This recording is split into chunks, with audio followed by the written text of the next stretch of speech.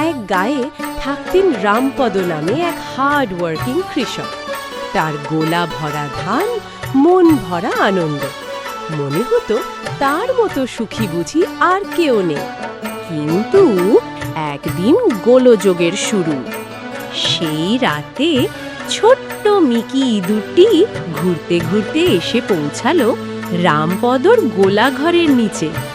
আহা, শস্যের এমন মিষ্টি গন্ধ! মিকি প্রাণপণে চেষ্টা করে গোলাঘরের তলায় থাকা একটা ছোট্ট ফাটল খুঁজে বের করলো।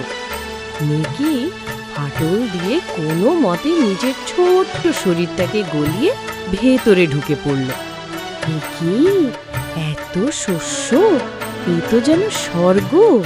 মিকি মনের আনন্দে বেশ কিছুটা ধান খেলো আর সেই ফাটলটিকে আরো একটু বড় করে রাখল।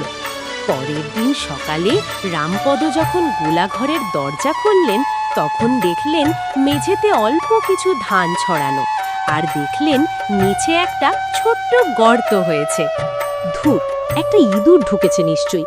সামান্য তো কটা শস্য নষ্ট করেছে, এখন কি এই সামান্য গর্ত বন্ধ করার সময় আছে? পরে দেখা যাবে।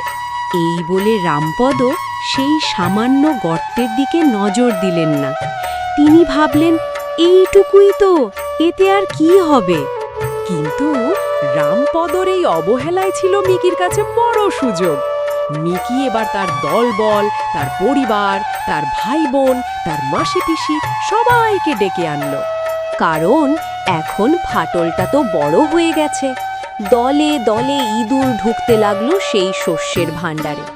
তারা শুধু খেলো না, শস্যগুলো কেটে নষ্ট করে দিল, আর ঘরের ভেতরেই নতুন নতুন গর্ত খুঁড়তে লাগলো। এক সপ্তাহ পরে যখন রামপদ আনন্দের সঙ্গে তার মজুদ শস্য বিক্রি করতে গোলাঘরের দরজা খুললেন, চিৎকার করে উঠলেন তিনি, ও, এ কি সর্বনাশ হলো! আমার সব ধান কোথায় গেল?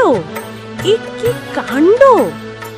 গোলাঘরের ভেতরের অধিকাংশ শস্যই ইঁদুর কেটে নষ্ট করে দিয়েছে।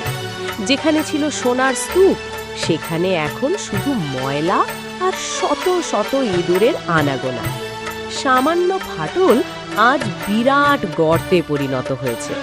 তাই মনে রেখো, জীবনের পথে চলতে চলতে কখনো কোনো ছোট ভুল বা সামান্য বিপদকে তুচ্ছ ভেবো না।